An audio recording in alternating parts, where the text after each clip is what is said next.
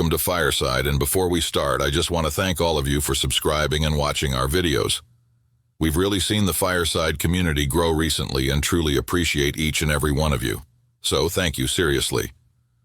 With that being said, today we look into the disappearance of Joan Risch, a tale that unfolds in the quiet town of Lincoln, Massachusetts, leaving behind a haunting mystery that has defied resolution for decades.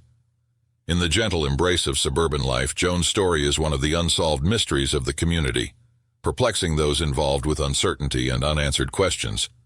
Join us as we delve into the details of this elusive puzzle, where each piece adds a layer of complexity to a narrative that continues to mystify a small town and those who seek to uncover the truth. We start our story of Joan Risch in 1930, in the heart of Brooklyn, New York. Joan Carolyn Bard was born to Harold and Josephine Bard.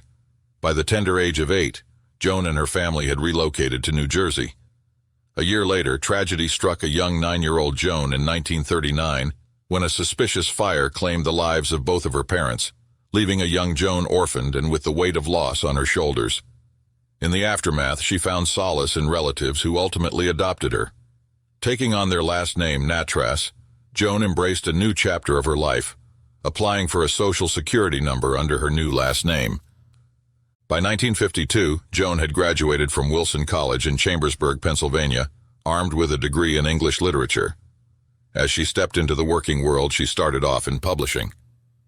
Starting as a secretary, Joan's tenacity propelled her to supervise the secretarial pool, eventually earning her a role as an editorial assistant at Harcourt Brace & World and later Thomas Y. Crowell Company.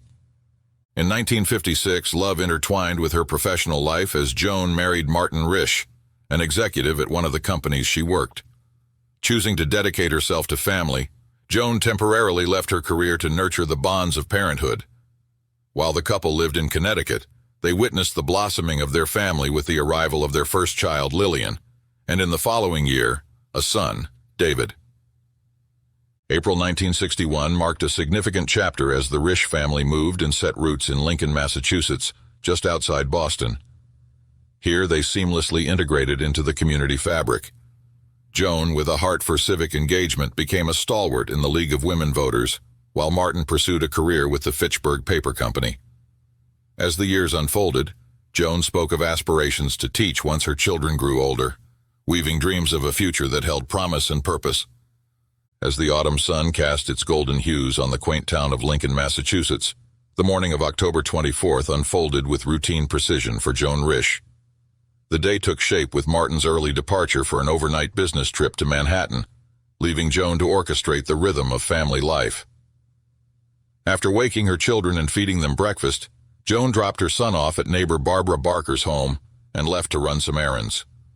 With Lillian in tow, she navigated the streets in her trusty 1951 Chevrolet, heading to a dental appointment and then to a nearby department store, paying in cash. Meanwhile, back on Old Bedford Road in Lincoln, Massachusetts, the Risch household played host to the routine visits of the milkman and postman, with their deliveries seamlessly blending into another typical day. By 11:15 a.m., Joan and her children returned home, welcoming another routine visit of a dry cleaner's delivery driver shortly thereafter. Unremarkable moments unfolded as Joan prepared lunch for herself and the children, then having David and Lillian settle into their afternoon naps. As the clock approached 1 p.m., Barbara Barker, the neighbor, brought her son Douglas for a playdate with Lillian.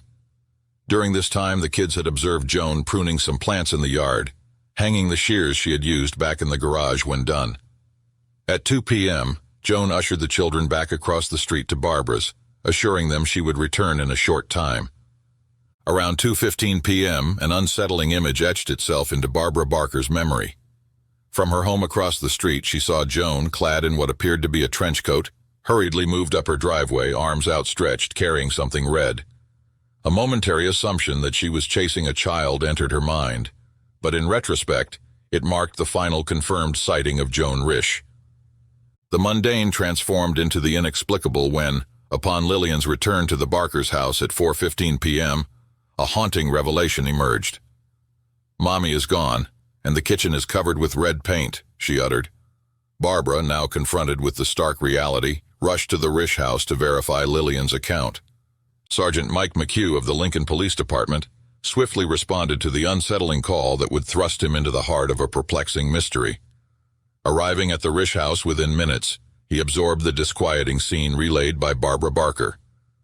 The canvas of the Risch house unfolded a tableau of blood, a cryptic narrative that eluded easy interpretation.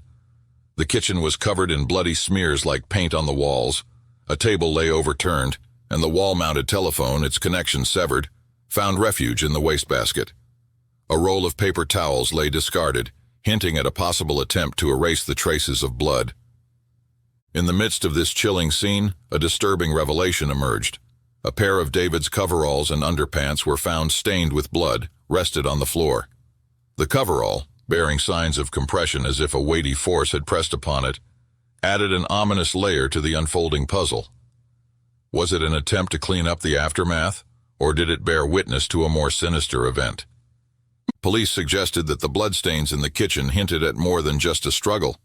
Instead, they seemed to trace the erratic path of someone staggering, attempting to find support following an injury. The investigation, however, did not confine itself to the kitchen's grim stage. It expanded into the corridors and rooms beyond. The blood trail led investigators on a morbid journey. Drops as small as 1/8 inch marked the stairway and continued their haunting presence in the master bedroom and children's bedroom. A narrative unfolded, dripping with uncertainty, as the blood trail extended beyond the confines of the house into the driveway. Joan's car, stained in 3 distinct places, the right rear fender, left side of the hood near the windshield, and the center of the trunk, became a focal point of bewilderment. The interpretation of the stains posed a challenge, leaving investigators grappling with the question of where the bleeding might have originated, upstairs, in the kitchen, or the driveway.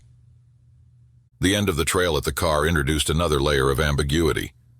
Did it signify Joan's departure under her own power, or suggest a more sinister scenario involving an accompanying force, perhaps involuntary? The possibility of her entering another vehicle lingered, an uncertain detail that added to the mystique. With all of the blood throughout the home, the absence of bloody footprints at the scene puzzled investigators. Whoever traversed those bloodied paths displayed either extraordinary caution or an uncanny stroke of luck, leaving a void in the forensic narrative. Also, according to a state police chemical analysis, despite the home having the appearance of someone with a severe wound, the total bloodshed amounted to a mere half a pint, far from suggestive of a life-threatening injury. Back inside the Risch residence, the police stumbled upon additional clues. Letters delivered that day but untouched hinted at a disruption in the routine. The telephone directory opened to the emergency numbers page, beckoned questions about preparations for unforeseen events. A perplexing detail emerged with an empty liquor bottle being found in the trash, which Mr. Risch admitted was his from the prior evening, yet empty beer bottles found alongside left investigators puzzled, as Mr. Risch also did not know where or who they had come from. The perplexing puzzle of Joan Risch's disappearance expanded as the police delved into the accounts of concerned neighbors. At 2:45 p.m., someone resembling Joan, adorned in the familiar clothing and a kerchief tightly tied beneath her chin, ambled along the north side of Route 2A, west of its intersection with Old Bedford. Her posture betrayed a sense of aimlessness, hunched over and presenting an untidy appearance to those who glimpsed her fleeting presence. Further along the canvas of sightings, between 3:15 p.m. and 3:30 p.m., a similarly attired woman emerged on the median strip of Route 128 in Waltham.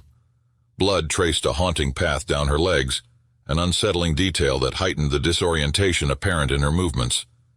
Clutching something to her stomach, she became a spectral figure traversing the roadside, leaving witnesses in a state of bewilderment.